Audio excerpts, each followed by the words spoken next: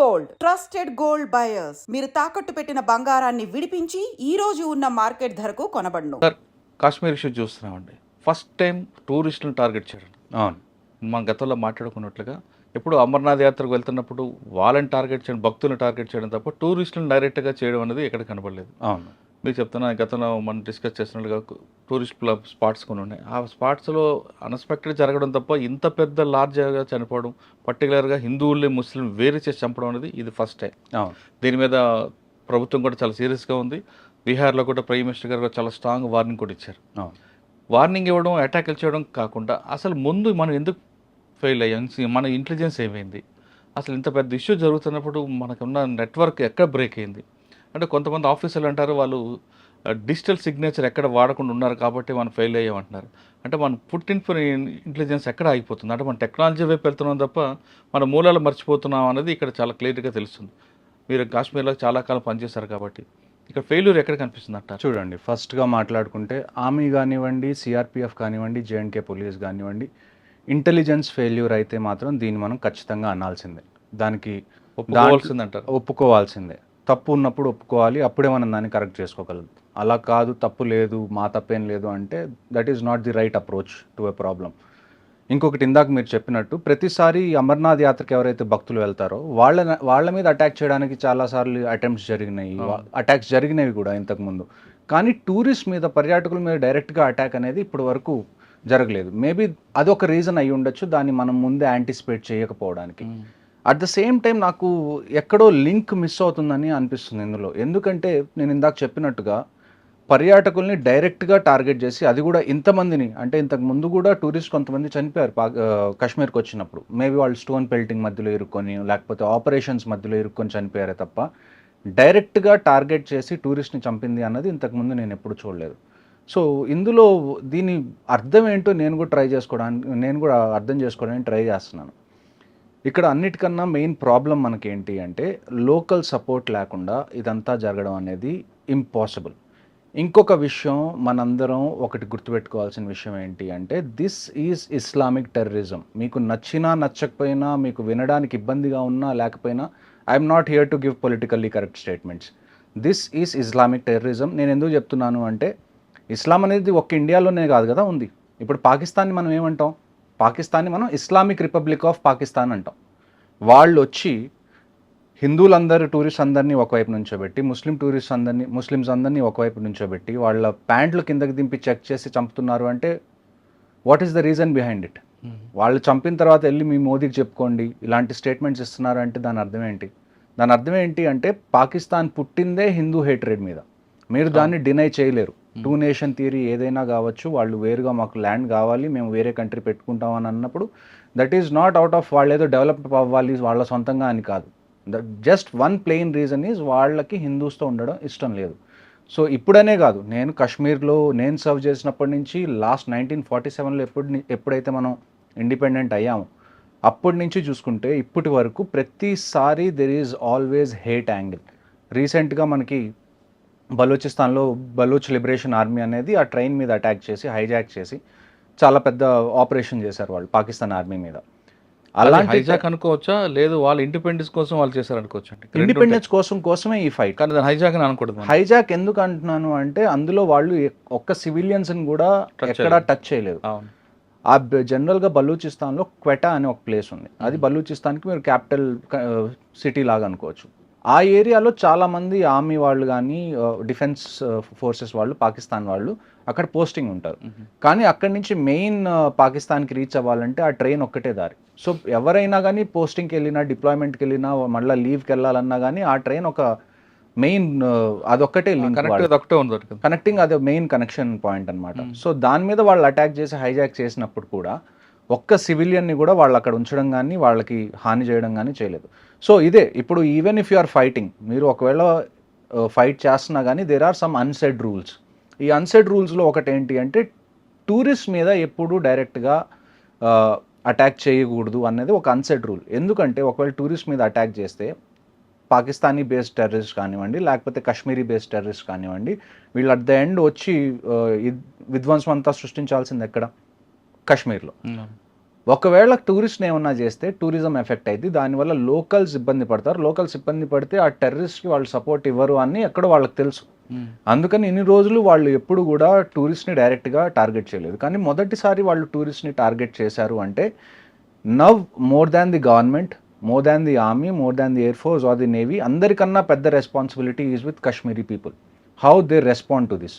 ఇది జరిగింది. ఇప్పుడు ఇది మీరు ఇన్ని రోజులు ఆర్మీ మీద అటాక్ చేశారు, వీఆర్ గివింగ్ అవర్ రెస్పాన్స్, అక్కడి వరకు బాగానే ఉంది. మీరు ఇప్పుడు పర్యాటకుల్ని టార్గెట్ చేశారు. దీనివల్ల టూరిజం ఎఫెక్ట్ అవుతుంది. ఈ టూరిజం ఎఫెక్ట్ అవ్వడం వల్ల డైరెక్ట్గా ఫుడ్ చైన్లో అందరికన్నా ఎఫెక్ట్ అయ్యేది ఎవరు? Kashmiri local population. వాళ్ళు మీ ఇంటి గడప దాకా తీసుకొచ్చారు. ఇప్పుడు మీకు మాకేం సంబంధం లేదు, వాళ్ళు ఆర్మీని టార్గెట్ చేస్తుంటే మాకేం సంబంధం అని ఎన్ని రోజులు మీరు అన్నారు. కానీ ఇప్పుడు వాళ్ళు మీ పొట్టకూటి మీద కొట్టడానికి ట్రై చేస్తున్నారు. వచ్చారు. ఇప్పుడు మీరు ఎలా బిహేవ్ చేస్తారు అన్న దాని మీదే నెక్స్ట్ స్టెప్స్ కశ్మీర్ ఫ్యూచర్ అనేది ఆధారపడి ఉంటుంది. నేను సాధారణంగా కాశ్మీర్లో నేను గతంలో వెళ్ళినప్పుడు ఎక్కడైనా భయపడితే మీరేం భయపడక్కర్లేదు, మా ప్రాణం అడ్డంగా ఉంటుందంటూ కాశ్మీరీ వాళ్ళు చెప్తుంటారు. ఆ షికారీ వాళ్ళు కానీ చెప్తున్న గుర్రాలు వాళ్ళు కూడా, వాళ్ళని కూడా కాకుండా వచ్చి వాళ్ళు ఒక ఆయన గుర్రం నడిపే వ్యక్తి కూడా చంపారండి. అంటే ఏ మెసేజ్ ఇస్తున్నారండి వాళ్ళు? నేను అదే కదండి ఇందాక నుంచి చెప్తుంది. మెసేజ్ వాళ్ళు ఇచ్చేసారు క్లియర్గా, మాకు మీరు తింటున్నారా తినట్లేదా యాజ్ ఏ కశ్మీరీ పాపులేషన్ మాకు అనవసరం, మాకు మీరు హిందూ అయితే చాలు, మేము మిమ్మల్ని చంపేస్తానని చెప్పి వాళ్ళు చెప్పారు. దీని అంతటి వల్ల కశ్మీర్లో వచ్చే ఎఫెక్ట్ ఏదైతే ఉందో అది గవర్నమెంట్ మీద ఆధారపడలేదు, ఆర్మీ, నేవీ, ఎయిర్ ఫోర్స్ మీద కూడా ఆధారపడలేదు. ఫైనల్గా అది ఆధారపడేది కశ్మీరీ పాపులేషన్. ఇక్కడి నుంచి వాళ్ళు ఏ స్టెప్ తీసుకుంటారు. మీరు వీళ్ళని ఎంకరేజ్ చేస్తూ ఉంటే ఇలాంటివి జరుగుతూనే ఉంటాయి. మీరు మళ్ళీ ఆర్టికల్ 370 ముందు ఏ పొజిషన్లో ఉన్నారో ఆ పొజిషన్లోకి వెళ్ళిపోతారు. అంటే కాశ్మీర్ కాపాడాలంటే కాశ్మీరేజ్ ఉండాలి. ముందు కశ్మీరీస్ దానిలో అందరికన్నా వాళ్ళకు ఒక క్లారిటీ రావాలి. నేను ఇంతకు ముందు చాలా పాడ్కాస్ట్లో కూడా చెప్పాను, మీకు పైన మొత్తం చాలా నీట్గా చాలా క్లీన్గా టూరిజం బాగా పెరుగుతుందని మీకు అనిపిస్తుంది, కానీ లోపల ఏంటి మైండ్ సెట్ అనేది మనం కనీసం దాన్ని అబ్జర్వ్ చేసి కనీసం ఒక 15-20 సంవత్సరాలు పీస్ఫుల్గా ఉంటే తప్ప కశ్మీర్ అనేది మారదు. కశ్మీర్ మీద రీసెంట్గా బలూచిస్తాన్లో అటాక్ అయిన తర్వాత పాకిస్తాన్ చీఫ్ ఆసిమ్ మునీర్ ఎవరైతే ఉన్నారో ఆయన ఒక స్పీచ్ ఇచ్చారు రీసెంట్గా, కశ్మీరీస్ ఆర్ జగ్యులర్ వెయిన్ అది ఇది అని చెప్పి.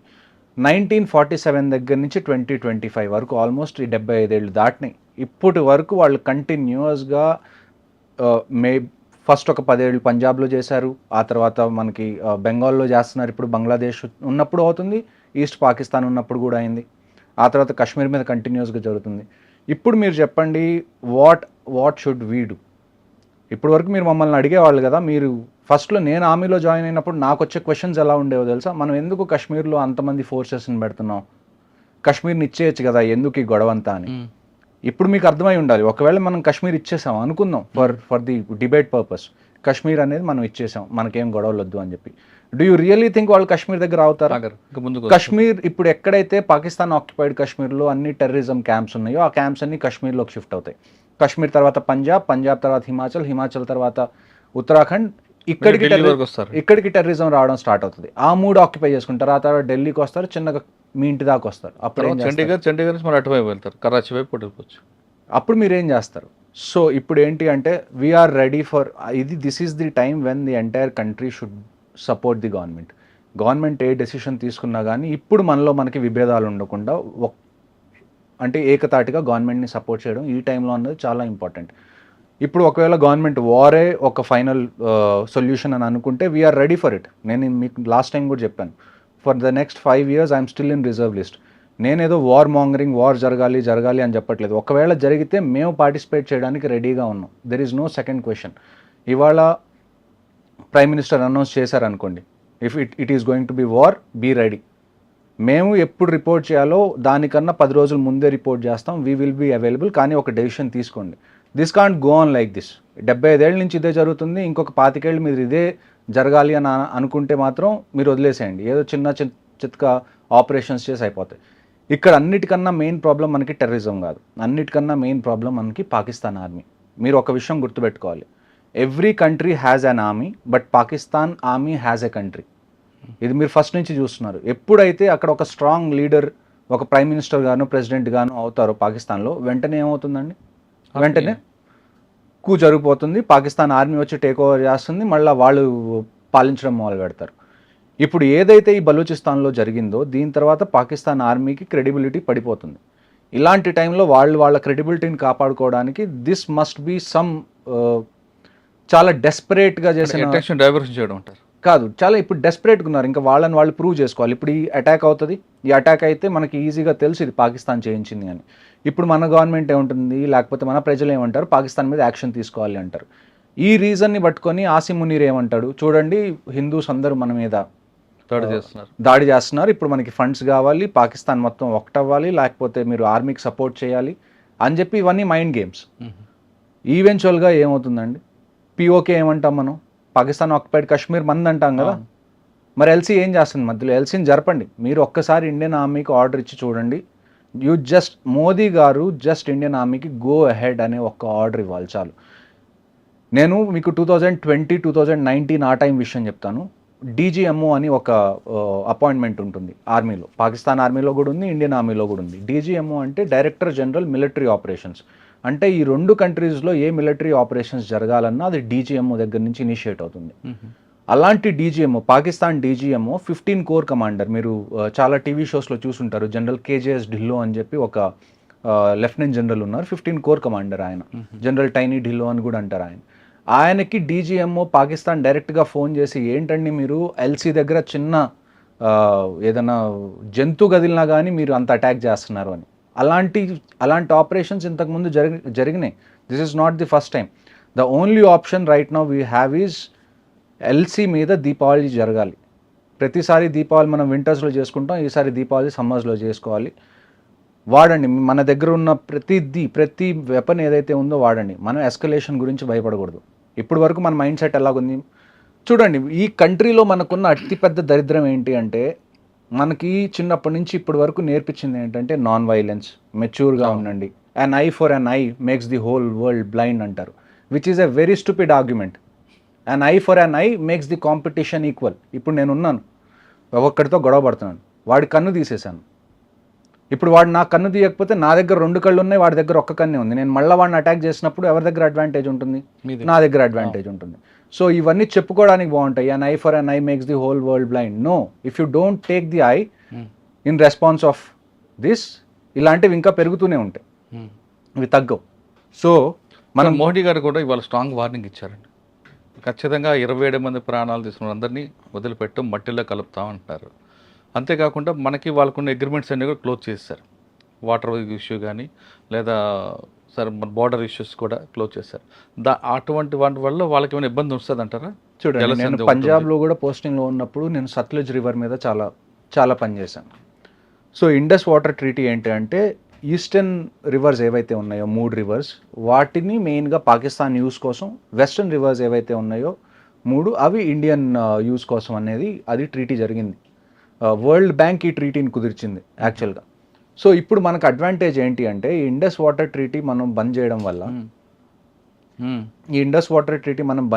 వల్ల మనకున్న పెద్ద అడ్వాంటేజ్ ఏంటి అంటే, పాకిస్తాన్లో ఏదైతే అగ్రికల్చర్ జరుగుతుందో అగ్రికల్చర్ మొత్తం ఈ రివర్స్ మీద ఆధారపడే జరుగుతుంది.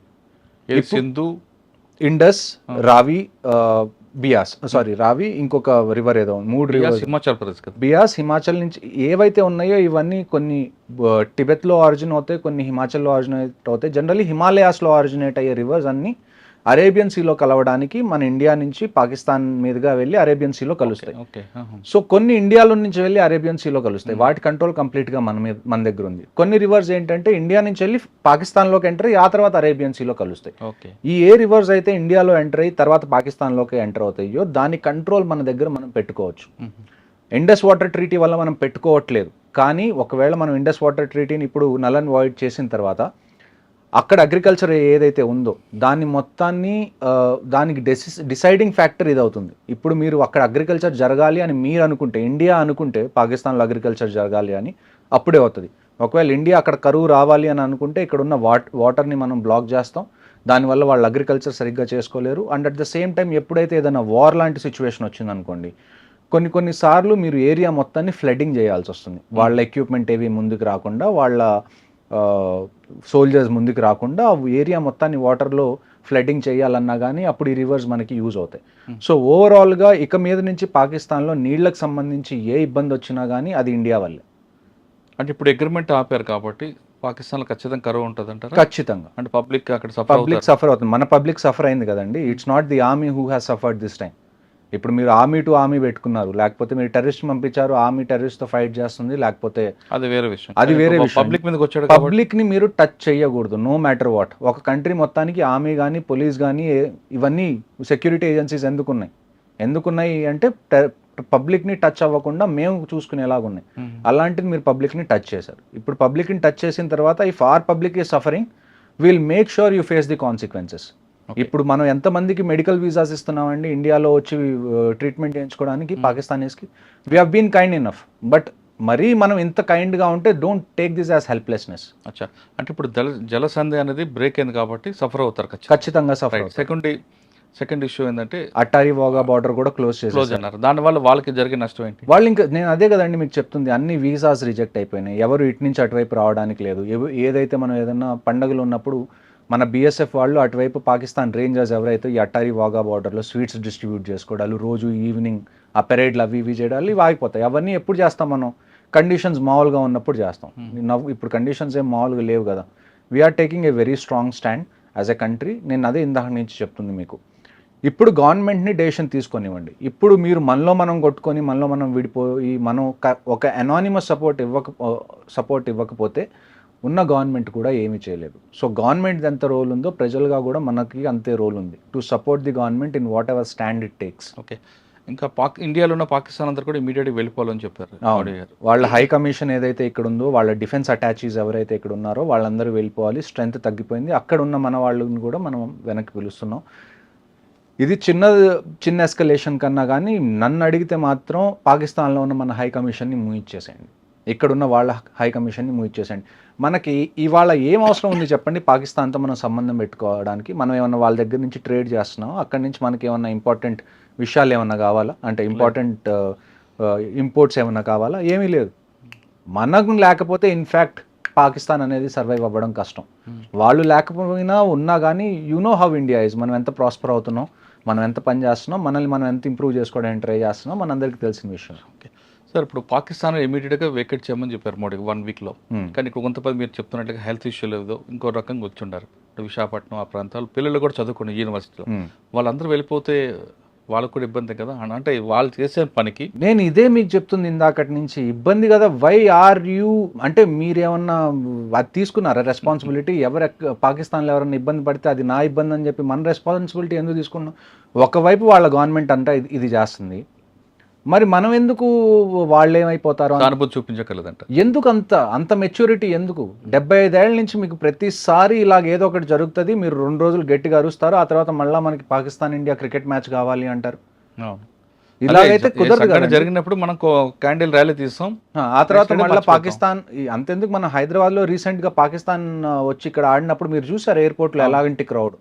నేను ఎప్పటి నుంచో చెప్తాను, నన్ను అంటారు చాలామంది, మీరు ఆర్టిస్ట్ని ఎందుకు ఇంక్లూడ్ చేస్తారు, క్రికెటర్స్ని ఎందుకు ఇంక్లూడ్ చేస్తారు అంటే ఇదేంటి, ఇది మా ఆర్మీదో లేకపోతే నేవీదో ఎయిర్ ఫోర్స్దో సొంత గొడవ? ఇది మా ఇంట్లో వాళ్ళని ఏమన్నా టార్గెట్ చేసినందుకు మేము అక్కడికి వెళ్ళామా? లేదు కదా. It is not just our responsibility to support this country, it's responsibility of every individual of this country to support. Okay, అప్పుడే కదా. ఇప్పుడు మీరు ఒక వైపు నుంచి అక్కడి నుంచి ఆర్టిస్ట్ని పిలుస్తున్నారు, వాళ్ళతో మూవీస్ చేస్తున్నారు, వాళ్ళకి డబ్బులు ఇస్తున్నారు, లేకపోతే అక్కడి నుంచి మీరు క్రికెటర్స్ని పిలుస్తున్నారు, వాళ్ళని ఎంకరేజ్ చేస్తున్నారు. ఒకప్పుడు ఎప్పుడైతే యుఎస్కి రష్యాకి గొడవ ఉన్నప్పుడు, కోల్డ్ వార్ ఎప్పుడైతే జరుగుతున్నప్పుడు, ఒక్కొక్క కంట్రీ రెండో కంట్రీలో అంటే యుఎస్లో ఎప్పుడైతే ఒలింపిక్స్ జరిగినాయో రష్యా దాన్ని బాయ్కాట్ చేసింది. రష్యాలో ఎక్కడైతే ఒలింపిక్స్ జరిగినాయో యుఎస్ దాన్ని బాయ్కాట్ చేసింది. జస్ట్ యుఎస్ అండ్ రష్యా కాదు, వీళ్ళ సపోర్టింగ్ కంట్రీస్ ఏవైతే ఉన్నాయో అవి కూడా బాయ్కాట్ చేసింది అటెండ్ అవ్వడానికి. అంత పెద్ద ఒలింపిక్స్నే జనాలు బాయ్కాట్ చేస్తున్నారు వాళ్ళ కంట్రీ మీదకి ఏమన్నా వస్తే. మీరు ఆఫ్టర్ ఆల్ ఛాంపియన్స్ ట్రోఫీ కోసం ఏడుస్తున్నారు. అంటే మీరు చెప్తుంది అక్కడ కంట్రీలో ఉన్న వాళ్ళ ప్రతి సిటిజన్ కమిట్మెంట్ ఉంది, మన దగ్గర కమిట్మెంట్ మన దగ్గర కూడా ఉందండి. మీరు ఇప్పుడు వాళ్ళ సొసైటీలో చూసుకుంటే 90% of the people support what ever the government is going to do. Correct. కానీ ఆ 90% వాళ్ళు వచ్చి బయటికి మాట్లాడలేని పరిస్థితి.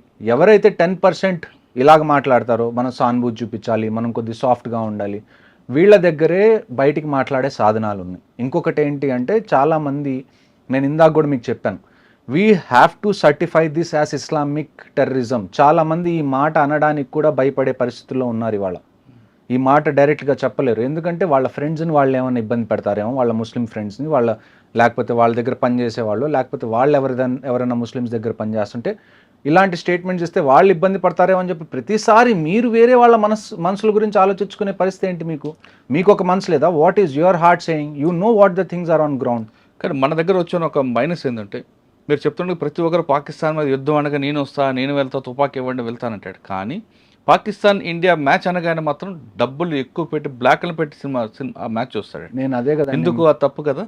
నేను అదే కదా మీకు చెప్తుంది. మనం సినిమా క్రికెట్ని దాటి ఆలోచించకపోతే these two are just your entertainment. What is cinema మీరు చెప్పండి నాకు. ఏముందండి entertainment? Cinema is a business of art, అంతే కదా. ఆయనకి డబ్బులు పంచడం తప్ప మన డబ్బులు తగలపెట్టుకో.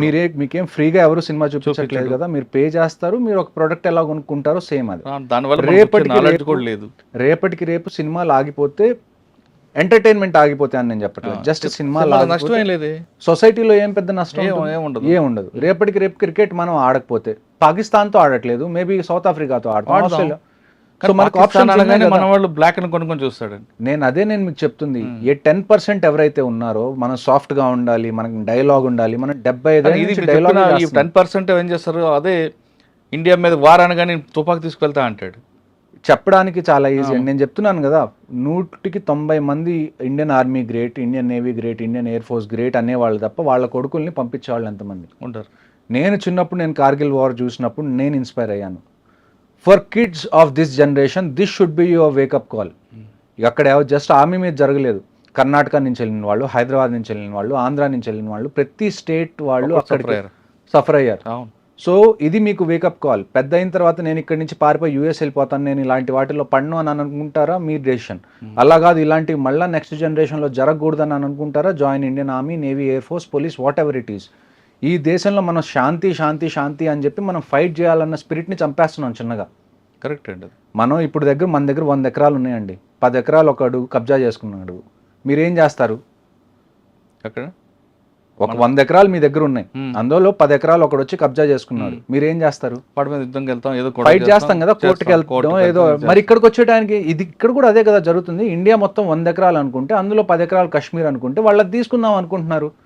ఇక్కడ మనకు ప్రాబ్లం ఎక్కడ వస్తుంది? మీకు ఇందా ఫస్ట్ నుంచి అదే చెప్తున్నా, మనం సినిమాలు వచ్చినప్పుడు ఆగస్ట్ 15 వచ్చినప్పుడు మాత్రమే మనం స్పందిస్తాం. ఇలాంటివి ఏమన్నా జరిగితేనే క్యాండిల్ ర్యాలీ తీస్తాం, తర్వాత ఎవరి పని ఆడితే క్రికెట్ మ్యాచ్, భారత క్రికెట్ మ్యాచ్ అనగానే దానికి కోట్లు ఖర్చు పెడతారు మన వాళ్ళు, బ్లాక్ అని కొనుక్కొని చూస్తారు.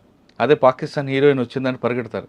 కానీ అసలు ఇవన్నీ ఆగాలండి, ఇవన్నీ ఖచ్చితంగా ఆపాలి. మీరు ఎన్ని రోజు ప్రతి దానికి కాన్సిక్వెన్సెస్ అనేది ఒకటి ఉండాలి. మీరు తప్పు చేశారా, దానికి ఒక కాన్సిక్వెన్సెస్ ఉండాలి. మీరు ఒక దొంగతనం చేస్తే ఏమవుతుంది? అవును, పట్టుకొని జైల్లో వేస్తారా? అది కాన్సిక్వెన్స్. మళ్ళా చేయకుండా ఆ భయం ఉండాలి. మీరు ఆ భయం పెట్టకపోతే అలాగా. ఈ భయం మనం ఇన్ని రోజులు చేస్తున్న తప్పేంటి అంటే, మనం టెర్రరిస్ట్గా భయం పెడుతున్నాం. పాకిస్తాన్ మనం Rawalpindi, general headquarters of Pakistan army రావల్పిండిలో చేయాల్సిన ఆపరేషన్స్ మనం శ్రీనగర్లో ఎందుకు చేస్తున్నాం? You give a go ahead. నేను డైరెక్ట్గా చెప్తున్నాను ప్రైమ్ మినిస్టర్ గారికి, ఒకవేళ మీరు ఇప్పుడు వార్ జరగాలి అని మీరు అనుకున్నారా, ఎకానమీ విల్ రివైవ్ అండి. ఇండియాలో నాకు తెలిసి Indians are very hard working, we can revive our economy war జరిగిన తర్వాత కూడా. కానీ if the decision of the prime minister is that we have to go to war, I promise you, ఎంతమంది అయితే వెటరన్స్ ఆర్మీ నుంచి retire అయ్యి ఇప్పుడు మామూలుగా సివిల్ లైఫ్లో ఉన్నారో, ఐ టెల్ యూ, మాకు ఫోన్ చేయాల్సిన అవసరం కూడా లేదు. మీరు న్యూస్లో చెప్పండి, లేకపోతే టీవీ స్క్రీన్లోకి వచ్చి 8ంటికి ఎప్పుడు చెప్తారు కదా, చెప్పండి వార్ జరగబోతుంది, everybody should go to the front lines. మాకు ఫోన్లు రావాల్సిన అవసరం కూడా లేదు, మేము వెంటనే ప్యాక్ చేసుకొని మేము వెళ్ళడానికి వీఆర్ వెరీ రెడీ. ఓకే, కానీ ఒక డెసిషన్ తీసుకోండి, stick to it, and this time the solution has to be permanent. ఇలా పిఓకే మనది అంటున్నాం, బలూచిస్తాన్లో పాకిస్తాన్కి ఇష్యూ జరుగుతుంది, డ్యూరెంట్ లైన్ ఎక్కడైతే ఆఫ్ఘనిస్తాన్తో బార్డర్ ఉందో అక్కడ కూడా ఇష్యూ జరుగుతుంది. చైనా ఏమో ఇప్పుడు మొన్నటి వరకు మనకి ఇంకొక అజంప్షన్ ఏంటి, మనం పాకిస్తాన్ ఏమన్నా చేస్తే చైనా మనకి కంప్లీట్గా అగేన్స్ట్ అయ్యే ఛాన్స్ ఉంది. ఇప్పుడు చైనా పరిస్థితి ఏంటి జియోపొలిటికల్ సిచ్యువేషన్లో? యుఎస్కి చైనాకి మధ్యలో ట్రేడ్ వార్ జరుగుతుంది, టారిఫ్స్ అన్ని పెంచేసారు. ఇప్పుడు చైనాలో స్టాక్ మార్కెట్ ఏదైతే ఉందో అది ఆల్మోస్ట్ కొలాప్స్ అయ్యే స్టేజ్లో ఉంది. ఓకే, ఇప్పుడు షీ జిన్పిన్ ఎవరైతే చైనాకి దేవుడు అనుకుంటాం మనం, ఆయన వియత్నాం, మలేషియా లాంటి కంట్రీస్కి వెళ్ళి ఆయన అడుక్కోవాల్సి వస్తుంది, మీరు యూఎస్కి కాకుండా మాకు సపోర్ట్ చేయండి అని. So this is the best time if you have to go for a military operation. ఎందుకంటే పాకిస్తాన్కి సపోర్ట్ చేయడానికి చైనా ఇప్పుడు బిజీగా ఉంది. And at the same time ఒకవైపు నుంచి ఇండియా ఉంటే రెండో వైపు ఆఫ్ఘనిస్తాన్ వైపు నుంచి ఆఫ్ఘనిస్తాన్ ఆర్మీ కూడా రెడీగా ఉంది, తాలిబాన్ ఆర్మీ కూడా రెడీగా ఉంది, ఇంటర్నల్గా బలూచిస్తాన్ ఆర్మీ కూడా రెడీగా ఉంది. And at the same time Tehreek Taliban Pakistan అని చెప్పి ఒక ఆర్గనైజేషన్ ఉంది which is against the Pakistan army. ఇన్ని ఎలిమెంట్స్ మీ దగ్గర రెడీగా ఉన్నాయి, మీరు యూటిలైజ్ చేసుకోవాలి, ఎక్స్ప్లాయిట్ చేసుకోవాలి అంటే I don't think there is any better time than this.